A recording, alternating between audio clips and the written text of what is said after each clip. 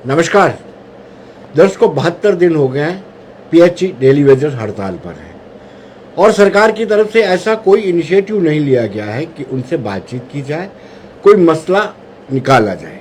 दूसरी अगर हम सियासी जमातों की बात करते हैं तो कोई भी ऐसी सियासी जमात नहीं है जो सीरियसली इसको ले रही हो। बड़ी बात यह है कि जब अगर हम कांग्रेस की बात करते हैं, कांग्रेस के पीसीसी चीफ जो नए हैं उनसे कल हम बात कर रहे थे तो वो इसके लिए बीजेपी को जिम्मेदार ठहरा रहे थे। अगर हम पीपल्स डेमोक्रेटिक पार्टी की बात करते हैं वो भी मौजूदा सरकार एलजी गवर्नमेंट को रिस्पॉन्सिबल ठहरा रहे हैं। नेशनल कॉन्फ्रेंस भी काफ़ी देर हुकूमत में रही है लेकिन इनका मसला सॉल्व नहीं हुआ। अगर कांग्रेस की बात करते हैं तो कांग्रेस ने 2002 में पीडीपी के साथ मिलकर के हुकूमत बनाई, उन्होंने बाद में एनसी के साथ मिलकर के हुकूमत बनाई। काफ़ी समय था, डेली वेजर्स का मसला हल हो सकता था लेकिन कोई मसला हल नहीं किया गया और ना ही गंभीरता से इसको लिया गया। हर एक पॉलिटिकल पार्टी ने इसके अपनी मैनिफेस्टो में रखा, ऊपर रखते थे ताकि डेली वेजर्स को लुभा सके। दूसरी बड़ी बात है कि जो रेगुलर एम्प्लॉइज हैं हर एक डिपार्टमेंट के, उन्होंने भी डेली वेजर्स के कंधे पे रख करके बंदूक चलाई, एजिटेशंस करते थे कि डेली वेजर्स को रेगुलराइज किया जाए। जब नेगोशिएशन की बात आती थी तो अपने मुद्दे उठाए जाते थे। इतना नॉन सीरियसली क्यों लिया जा रहा है, बड़ा चिंता का विषय बना हुआ है। ये 22,000 से ज़्यादा परिवार हैं तो कहीं ना कहीं अगर किसी तरफ ये मुड़ गए तो सरकार के लिए आफत का सबब बन जाएंगे। अभी तक इन्होंने डिसाइड किया है कि 8 सितंबर से ये जिला स्तर पर प्रदर्शन करेंगे, यानी ये निर्णायक लड़ाई लड़ रहे हैं, ये बिल्कुल तय है और तब तक लड़ते रहेंगे जब तक सरकार इनके बारे में कुछ सोचती नहीं है, कोई कॉम्प्रिहेंसिव पॉलिसी लेकर नहीं आती है। क्यों रवि जी, ऐसा ही है? सबसे पहले पंजाब केसरी का बहुत बहुत शुक्रिया जी।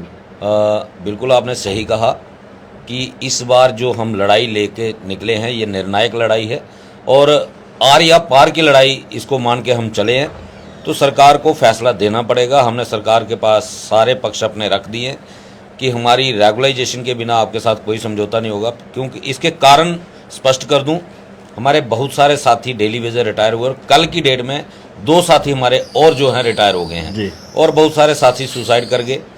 इसलिए अब हम सरकार को हमने बता दिया है कि अगर 5 साल के बाद हमें खाली हाथ रिटायर जाना है उससे बेहतर ये होगा अब हम लड़के टर्मिनेट होकर घर चले जाएंगे और जो हमारा पेंडिंग वेजेस है वो हमें दे दो, हमें कोई जरूरत नहीं, आपकी नौकरी अपने पास रखो।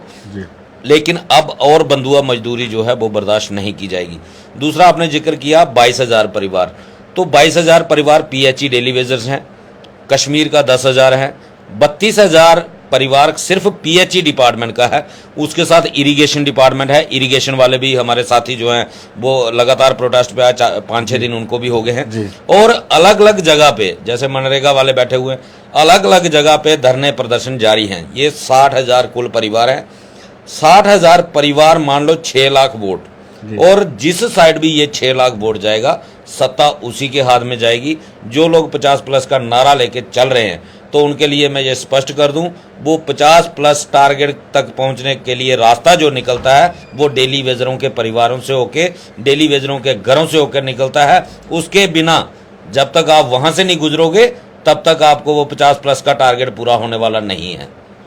खुशा जी, आपको नहीं लगता है कि ये कहावत बिल्कुल सही बैठती है, दिल के छाले जल उठे सीने की आग से और घर को आग लग गई घर के चिराग से। 2014 के चुनाव थे, बड़ी मुशक्कत के साथ डेली वेजर्स ने पूरा सपोर्ट किया क्योंकि भारतीय जनता पार्टी हर एक बड़े नेता ने आपको आश्वासन दिया था, लेकिन आज आप खुद ठगा हुआ महसूस कर रहे हैं। किसी भी सियासी जमात पर आप भरोसा कर सकते हैं? बिल्कुल नहीं विनोद जी।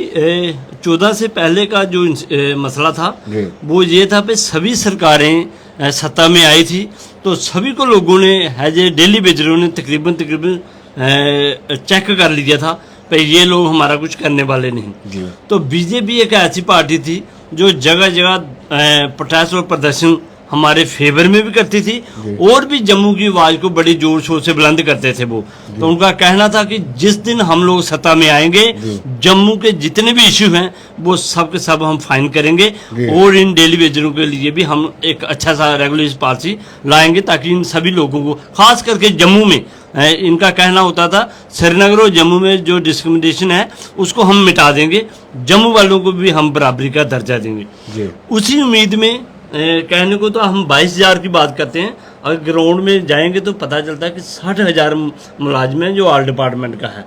वो सभी वोटर हैं, उनकी फैमिली, उनके साथ जुड़े हुए रिलेशन, रिश्तेदार, 6-7 लाख के ऊपर ये वोटर जाता है। तो अभी 14 से बाद जब इनको मौका मिला है तो एक इन्होंने SRO लाया था, लंगड़ा लूला सा। आप उसको लंगड़ा रूला क्यों बोलते हैं? क्योंकि बड़ी बात। उसमें कुछ भी नहीं था जो रेगुलेशन पॉलिसी के दौरान आना चाहिए, वो कुछ नहीं वो था। कुछ नहीं था। टोटल ये था कि जिसने 10 साल काम किया उसको 10,000, जिसने 15 साल किया उसको 15,000, जिसने 20 किया उसको 20,000, बस इतना सा था। तो 3% कुछ इंक्रीमेंट था साल का शायद, और इसके अलावा कोई खास था नहीं उसमें। फिर भी हम लोगों ने ये सोचा था अगर इन्होंने इतनी कोशिश की है तो हम इसको भी एक्सेप्ट करेंगे। खुद मेरे साथी दौड़ के डिवीजनों में फाइलें कंप्लीट करते थे, उसमें भी एक बड़ा सा मसला पड़ा था। 120 वोचर ये मांगते थे, 10 साल का टाइम जिन्होंने पूरा किया था। तो 120 वोचर जिन जिन स्टोरों में, जिन जिन दफ्तरों में पड़े होते थे, वो कहूँ तो उन स्टोरों का ही सत्यानाश था। इतने तो बड़े चूहे रहते थे, वो सारा का सारा रिकॉर्ड डेली बेचरों को खाया हुआ था। पता नहीं किन हालों से मुश्किलात में ये 7-8 फाइल कंप्लीट होके वहाँ सेक्रेटरीट में पहुंची। बस कुछ डिपार्टमेंट के कुछ चंद लोग इन्होंने परमानेंट किए, उसके बाद वो सारा का सारा बैन कर दिया, स्टॉप कर दिया। हम लोगों ने जो मेहनत की थी उसे SRO में आने के जो जितने भी वोचर कंप्लीट करने के लिए दिन रात दफ्तरों में दौड़े थे, क्योंकि परमानेंट मुलाजिम था वो तो धूल वाली फाइलों में हाथ भी लगा के राजी नहीं था। वो कहते इतनी बड़ी धूल पड़ी हुई है, कौन उठाएगा इनको, कौन निकालेगा। तो मेरे डेली बेसिस साथी सारे लगते थे, वो फाइलें निकाल के इनको वोचर गिन के देते थे। दूसरी बात ये कि परमानेंट एसोसिएशनों ने, तो वो सच्ची बात है, परमानेंट एसोसिएशनों ने डेली बेजर के सिर पे राज किया है और राज गद्दी संभाली उन लोगों ने। आज हम 72 दिन से एजिटेशन पे हैं। अगर किसी को भी हमारे साथ थोड़ी सी भी हमदर्दी होती, हमारे साथ ग्राउंड पे वो जरूर आते। आपको नहीं लगता कि आपका बड़ा मिसयूज किया गया है जो रेगुलर एम्प्लॉइज से?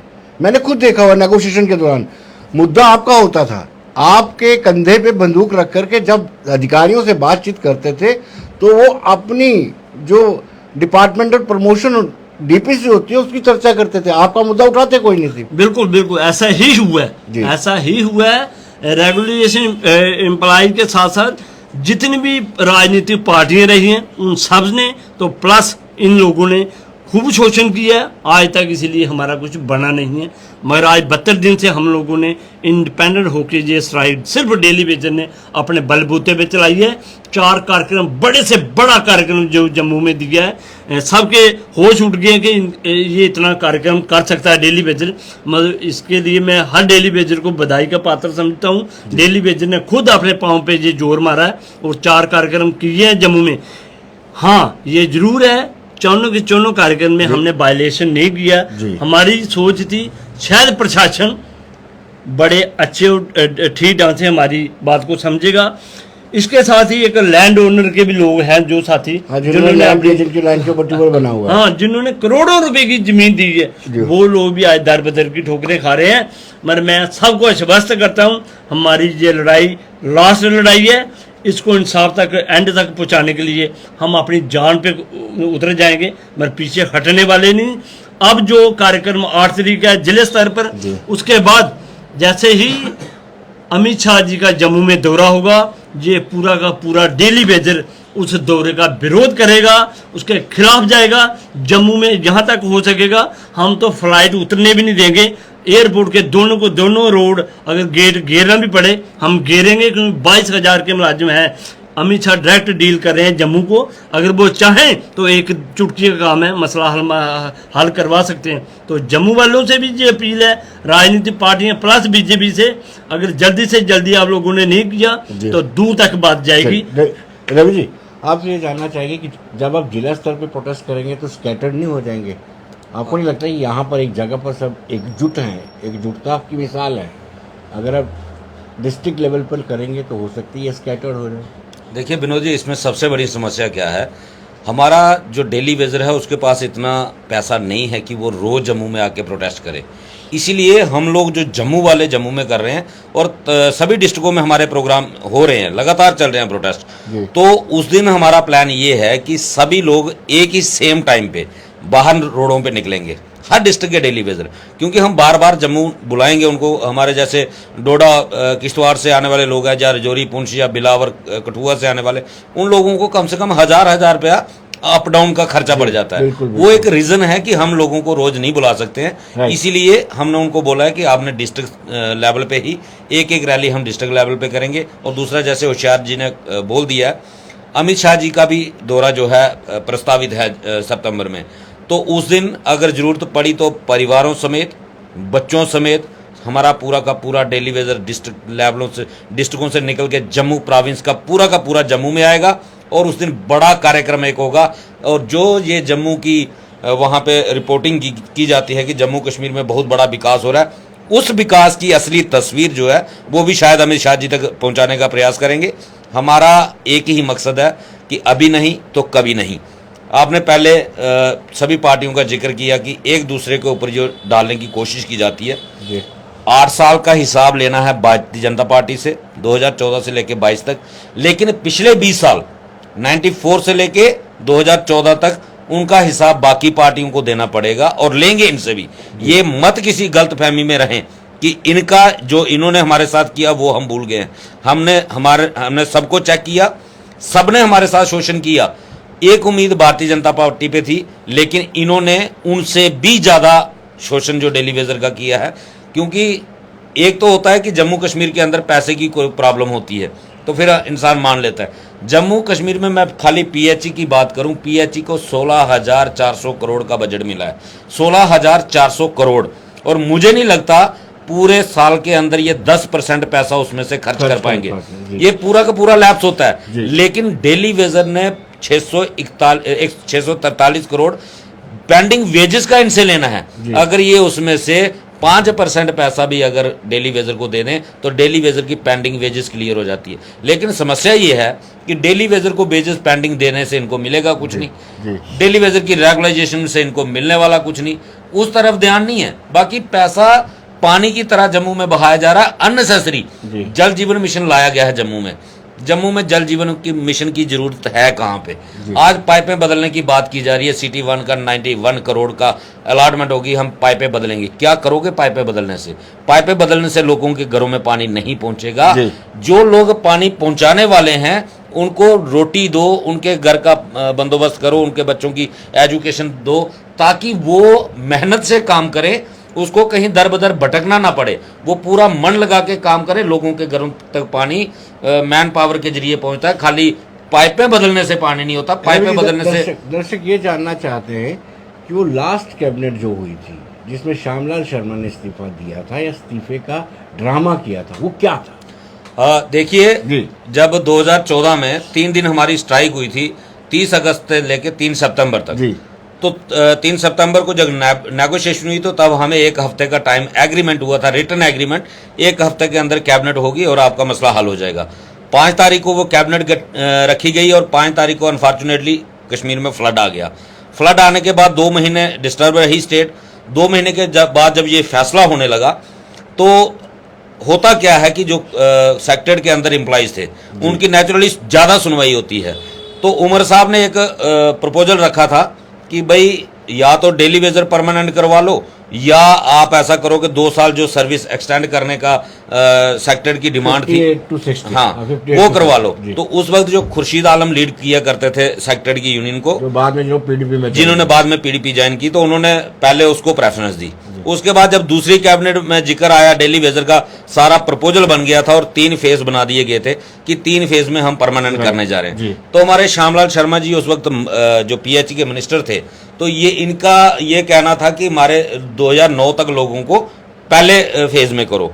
तो तब शायद राठौर साहब की तरफ से एक प्रपोजल आया था कि भाई आपने 3000 लोग लगाए हैं, मेरा 500 लोग लगा दो। तो इन्होंने एक ड्रामेबाजी की। इन्होंने सोचा कि डेली वेजर को बेवकूफ बनाऊंगा, मैं रिजाइन कर दूंगा कि मैंने आपके लिए रिजाइन करना है। लेकिन हमें 5 दिन पहले ही इन्हीं के किसी रिश्तेदार ने बता दिया था कि 24 तारीख को कोड ऑफ कंडक्ट लागू होने वाला है और 23 तारीख को शाम को ये रिजाइन करके आ गए।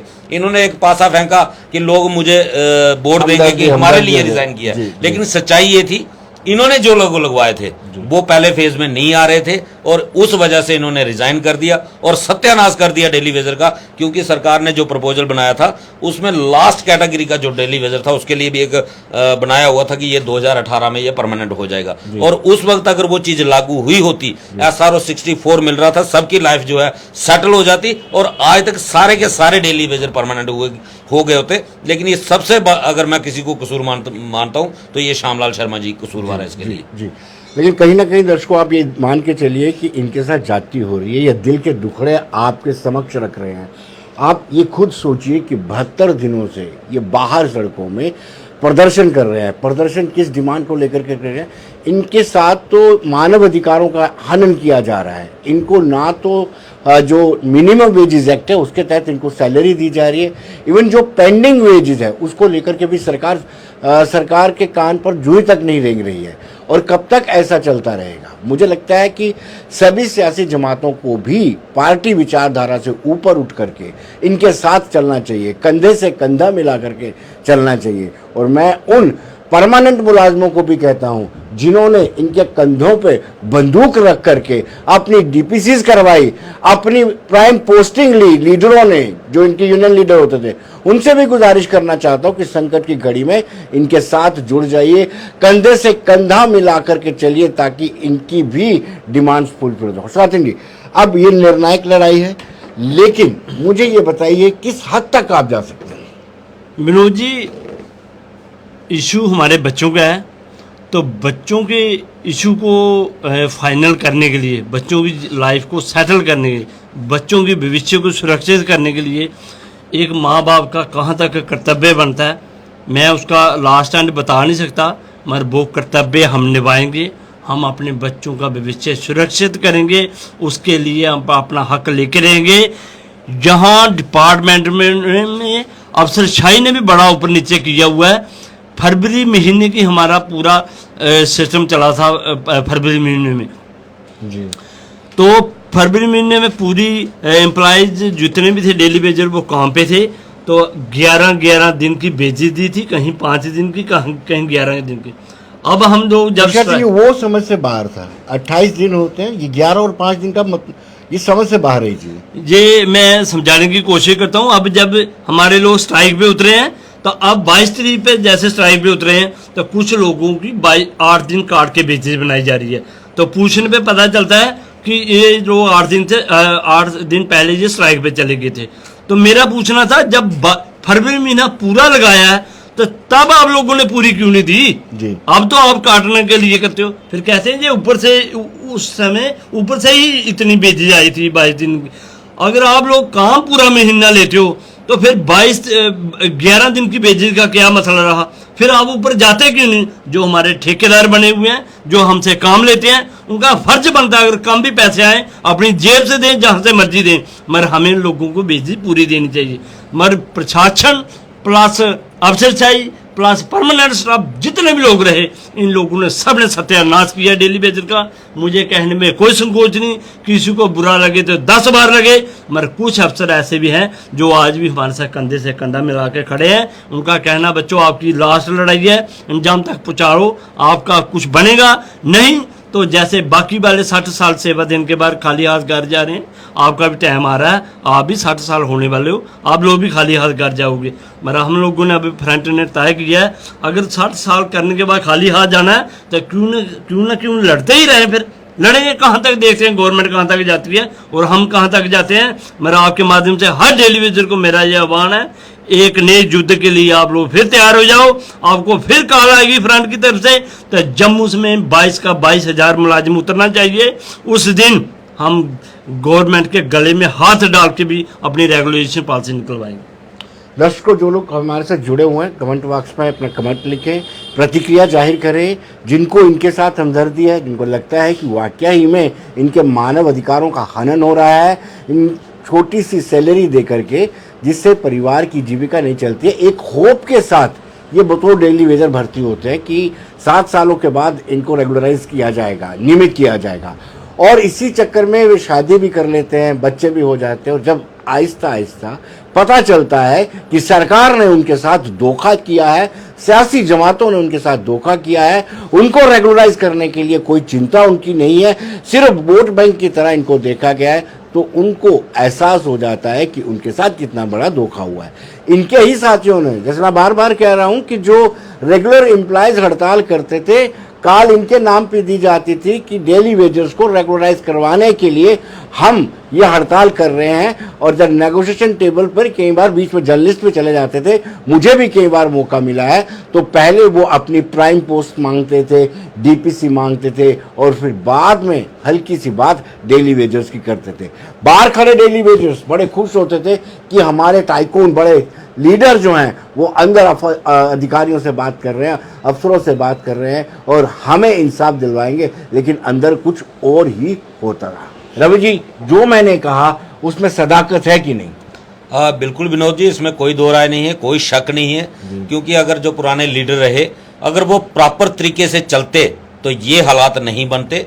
क्योंकि कई बार शायद सरकार की तरफ से जिस तरीके से आज हमें भी टेबल के ऊपर कहा जाता है कि आपके पास क्या प्रपोजल है, और कई बार आपने भी हमें क्वेश्चन किया कि अगर 60,000 को तो वन टाइम में नहीं कर सकते, तो हमारा सीधा कहना है कि सरकार शुरुआत करे, फेज मैनर में ही करे। लेकिन वहां क्या कि अड़ियल रुख अपनाया जाता था कि नहीं, सबको एक साथ करना है। और कई बार सरकार की भी मजबूरियां रहती हैं, और कहीं ना कहीं पीएचई डिपार्टमेंट बदनाम भी हो चुका है कि ये लोग बैकडोर एंट्री हैं, जैसे किसी तरीके से नहीं लगे। ऐसा क्यों बदनाम क्यों किया गया है? कौन लोग हैं, कौन ऐसे अनासर हैं जो चाहते हैं कि आपको बदनाम किया जाए? और वाकई में कुछ लोगों की मानसिकता ऐसी है कि ऐसा लगता है कि ये कई लोगों के घरों में काम करते थे, यहाँ ड्यूटी पे आते नहीं, तो अब ये अपने राइट्स मांग रहे हैं। ऐसा क्यों? देखिए विनोद जी, सबसे बड़ी बात यह है कि पहले जो कल्चर चलता था जम्मू कश्मीर के अंदर, वो सारे जानते हैं कि अफसरशाही या मिनिस्ट्री राज लगा लो, एक एक मिनिस्टर के घर में भी 5-5, 6-6 लोग उन्होंने रखे होते थे। लेकिन उनको बेचारों को डबल काम करना पड़ता था, ड्यूटी अपनी भी करते थे और फिर उनका भी घर में काम करना पड़ता था।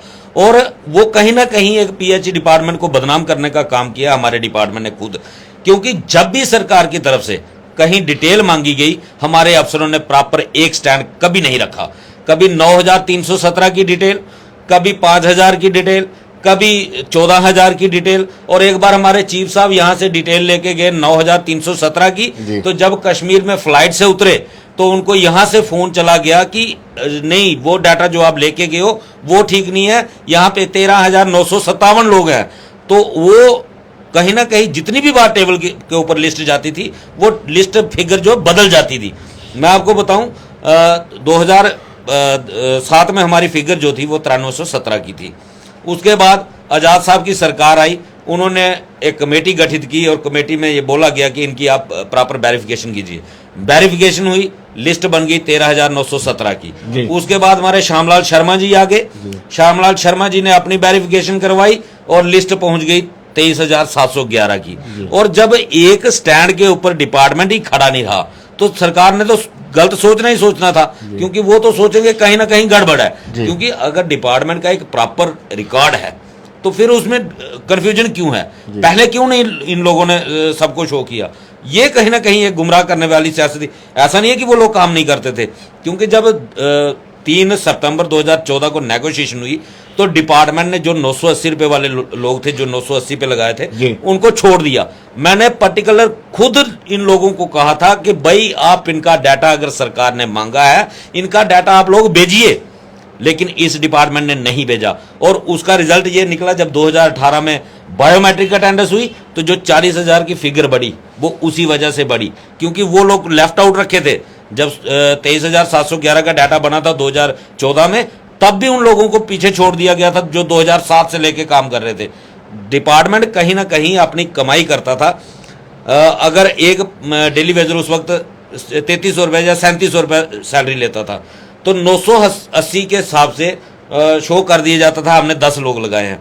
2 लोगों को लगा के 10 लोग शो किए जाते थे, क्योंकि व्हाइट पेपर के ऊपर उस वक्त पेमेंटें होती थी। और अपनी कमाई करने के लिए डिपार्टमेंट के लोगों ने अपनी कमाई बनाने के लिए, अपना जेब खर्च बनाने के लिए ये सारा सिस्टम था। इसलिए ये प्रॉपर रिकॉर्ड और प्रॉपर फिगर जो है वो सरकार के सामने नहीं रखते थे। इनको पता था कि एक बार अगर डाटा फाइनल चला गया तो हमारा जो सिस्टम है, जो हमारी पॉकेट में आता है, वो बंद हो जाएगा।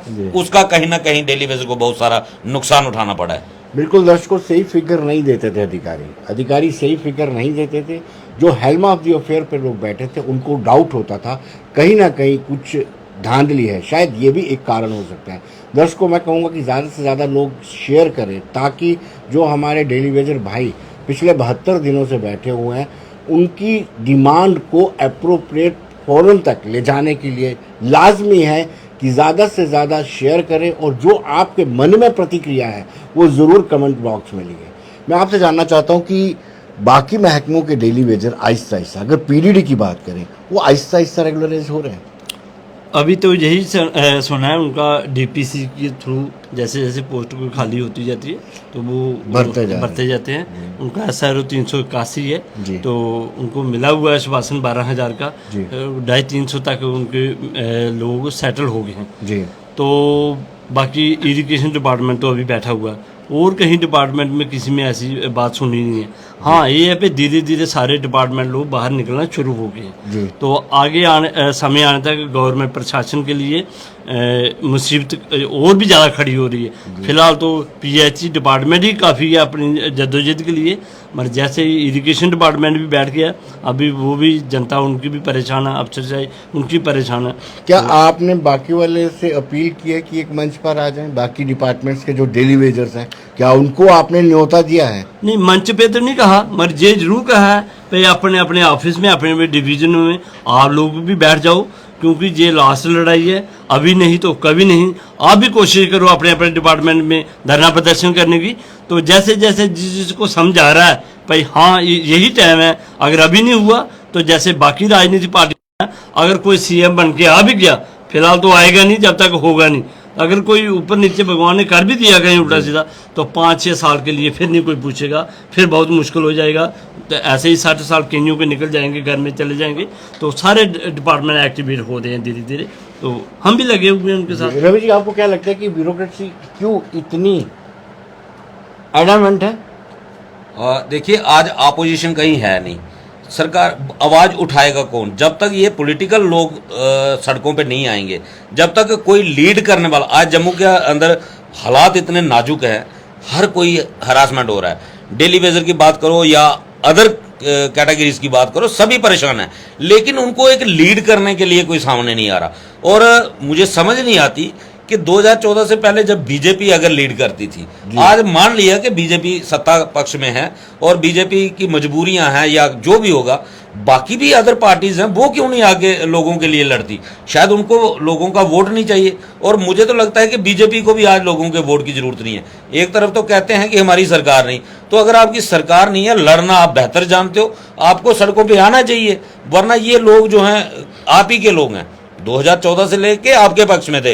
तो मुझे नहीं लगता कि अगर आप भी साइलेंट रहोगे तो ये लोग आपके साथ भी रहने वाले हैं, इनको भी कोई ऑप्शन और देखना पड़ेगा। तो मुझे तो लगता है राज ठाकरे जैसा कोई लीडर यहाँ पे जम्मू कश्मीर में होना चाहिए। आज बहुत जरूरत है जम्मू के अंदर राज ठाकरे जैसे किसी नेता की, क्योंकि आज बाहर से लोग आकर जम्मू वालों को उंगलियों पे नाच नचा रहे हैं, लेकिन आज जम्मू के जो ठेकेदार बनते थे, जो जम्मू जम्मू जम्मू जम्मू के नारे लगाते थे, कोई कहता था मैं जम्मू के हित की बात करने वाला हूं, कोई कहता था जम्मू हमारे बिना है ही कुछ नहीं, हमारे बिना कोई बोलता नहीं जम्मू के लिए। आज सारे गहरी नींद में सो रहे हैं, आज जनता पिस रही है, किसी को दिखाई नहीं दे रहा। और मुझे लगता है कि ये जनता भी इसी तरीके से आंखें बंद करेगी जब इलेक्शन आएगी। इन लोगों को भी पता चल जाएगा कि अगर केजरीवाल दिल्ली में इनकी नाक के नीचे बैठ के इनको घुटनों के बल ला दिया उसने, तो कल यहाँ भी कोई केजरीवाल पैदा हो जाएगा। तो इनको समझना चाहिए, इनके हाथ में मौका है। हम चाहते हैं कि यही लोग दोबारा आएं, लेकिन आएं तभी आ सकते हैं जब किसी का काम करेंगे, जनता के पक्ष में होंगे। जनता के विपक्ष में बैठ के आज तक कोई नहीं आया। तो जो आज पॉलिटिकल सेटअप जो बन रहा है जम्मू कश्मीर का, तो ये पार्टियां बदल लेने से, नई नई पार्टियां बना देने से, कपड़े बदलने से आपकी सूरत और सीरत छिप नहीं जाएगी।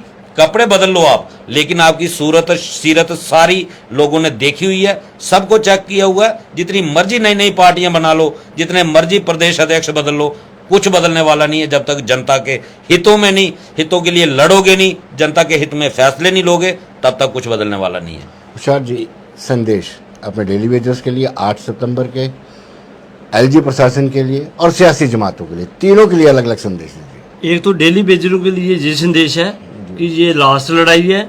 आप लोगों को अपने बच्चों के लिए लड़ना, उनके भविष्य के लिए लड़ना है। तो इस फ्रंट में कोई लीडर नहीं है, कोई प्रेसिडेंट नहीं, कोई वाइस प्रेसिडेंट नहीं। ये लड़ाई हर डेली बेजर की है। और 4 कार्यक्रम जो जम्मू में सफल हुए हैं उसमें हर डेली बेजर का श्रेय है, इसलिए ये कामयाब रहे हैं। रही बात राजनीतिक पार्टियों की, तो जैसे मेरे भाई ने बोला है, ड्रेस और कपड़े और पोस्टर चेंज करने से कुछ नहीं होने वाला। ग्राउंड पे आ जाओ, अगर अपना कैरियर बचाना है तो आपको मौका मिल सकता है दोबारा। अगर छुपे रहोगे तो कुछ नहीं होने वाला। तो दूसरा था, तीसरा एलजी प्रशासन। तो एलजी प्रशासन के लिए स्पष्ट चेत है, हम लोग जायज लोग हैं डिपार्टमेंट को चलाने वाले। 10% परमानेंट स्टाफ है और 90% ये मेरा डेली वेजर है जो पीएचई डिपार्टमेंट को चला रहा है। एलजी साहब, अगर आपका प्रशासन चाहता है कि जम्मू में हालात नॉर्मल रहें तो हमारी डिमांड माननी पड़ेगी, नहीं तो जैसे जगह जगह धरना प्रदर्शन हो रहे हैं, आने वाले दिनों में और मुश्किलात होगी। क्योंकि हम लोग अभी डटे हुए हैं ग्राउंड में, वापस जाने वाले नहीं। ये मेरे बच्चों का इशू है, उस प्रशासन को हम स्पेयर नहीं करेंगे जो हमारे बच्चों के भविष्य के साथ खिलवाड़ करेगा। चाहे उखाड़ना पड़ा उखाड़ फेंकेंगे, लास्ट लड़ाई मर जाएंगे मगर पीछे नहीं जाएंगे। शुक्रिया, जय हिंद, जय भारत। बहुत बहुत शुक्रिया आप दोनों का। लेकिन दर्शकों, जो लोग हमारे साथ जुड़े हुए हैं, मुझे लगता है कि आपको भी इनके साथ बड़ी सहानुभूति है। कम पैसे देकर के भी ये काम करते हैं, अपने बच्चों को अच्छे स्कूलों में नहीं पढ़ा सकते हैं, अच्छे उनको कपड़े लेकर के नहीं दे सकते हैं, लेकिन एक उम्मीद थी इनको कि जो 7 साल मुकम्मल करेगा वो रेगुलराइज हो जाएगा और रेगुलराइज होने के बाद उनकी तबीयत, उनकी आर्थिक जो मंदी हालत है वो सुधर जाएगी। लेकिन ऐसा कुछ नहीं हुआ।